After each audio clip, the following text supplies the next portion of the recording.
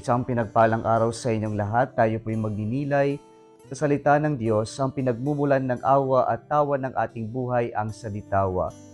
Today we are celebrating the memorial of Saint Frances Xavier Cabrini, a Virgin. Noong pong linggo, ating pong pinagnilayan yung kahalagahan ng pagbibigay. At yung pagbibigay natin ay tanda ng ating pagpapasalamat sa kabutihan ng Diyos sa lahat ng pagpapalang natanggap natin mula sa Kanya.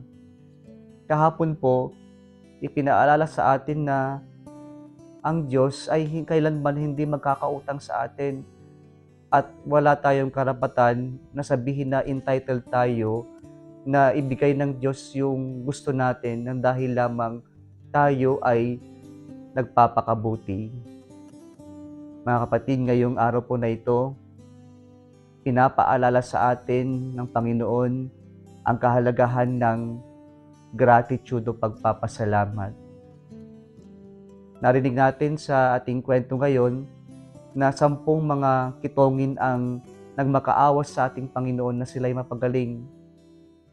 At ang tugon lamang ng Panginoon sa kanila, pumunta sila sa pari sapagkat ayon sa kanilang nakagisnang batas, ang pari lamang ang siyang magdideklara na sila'y malinis at upang sa ganon, sila ay muling makabalik sa kanilang pamilya at muling makasama ang makapiling yung mga minamahal nila sa buhay.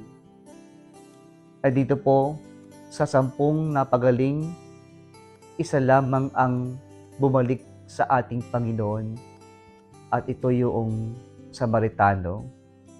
Maaari siguro hindi naman niya kailangan lumapit sa pare sapagkat hindi naman siya Hudyo na kailangan na lumapit sa pare para maideklara, pero siya isang Samaritano, isang pagano, kaya po siguro isang dahilan to kung bakit siya yung nakabalik sa ating Panginoon at hindi rin naman natin alam kung totoo pang bumalik din yung siyam.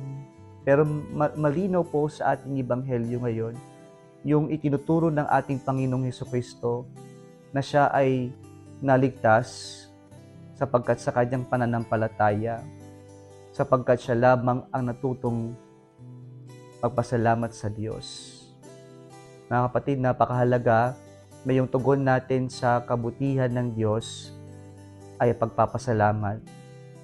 Na wag natin itong kakalimutan na we are been blessed by the Lord, and so our only response to the generosity of God is gratitude.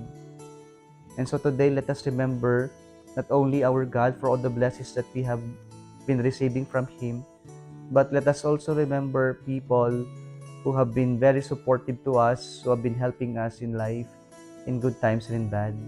Magpasalamat tayo sa kanila. Mahalaga rin siguro nating puntuhin na yung batas po nila, gaya ng iniutos ng Panginoon sa 10, they present themselves to the priest. And it is the priest who will declare that they are now clean. And so they can be integrated to the community and be reunited with their family, with their loved ones. Maganda ito na sana sa buhay natin, matuto pa tayong lumapit sa pare. Kapag tayo ay nababalot na ng kasalanan, kahit alam natin na kami ring mga kapare makasalanan, pero sa bisa ng sakramento na aming tinanggap at na kami ay isinusugo ng Diyos that we represent Christ, the head, every time we exercise our ministry, sana po lumapit kayo sa aming mga pare para maging malinis sa sakramento ng kumpisal o penance. Sana wag po nating aalisin yung kahalagan ng paglapit sa pare sa sakramento ng kumpisal upang tayo ay malinisan sa ating mga kasalanan, upang matanggap natin ang kapatawaran so that we can be reunited spiritually with God and with our community, and so that we can also be integrated really into the spiritual family of God.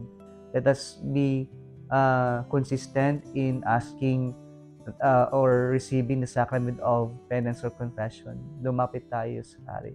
At huwag natin kakalimutan din pong magpasalamat araw-araw sa lahat ng biyayang at pagpapalang natanggap natin mula sa Panginoon. Muli, kung nagustuhan mo itong ating pagninilay, itong video na ito, huwag mong kalimutang mag-like, i-share at mag-subscribe sa Salitawa Facebook page and YouTube channel. Muli isang pinagpalang araw sa inyong lahat.